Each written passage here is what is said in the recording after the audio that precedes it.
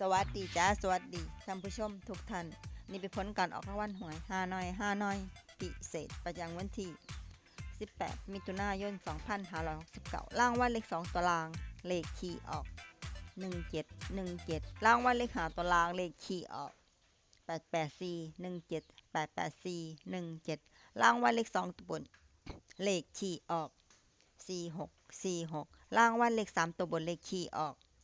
646646รางวัลเลข5ตัวเลขคี่ออก52646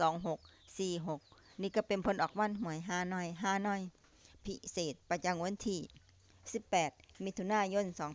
2569ขอให้โชคดีมีชัยถูกหวยฮานอยพิเศษได้รับเงินกันทุกคนเด้อจ้าฝากไว้เด้อจ้ะซับสไครบ์กดติดตามและเป็นกำลังใจขอขอบคุณทุกท่านที่เข้ามารับชมและรับฟังแล้วมาพบกันใหม่ในผลการออกหวยฮานอยในเวลา 18:30 นาทีในฮานอยปกติสำหรับครั้งนี้ขอบคุณและสวัสดีจ้า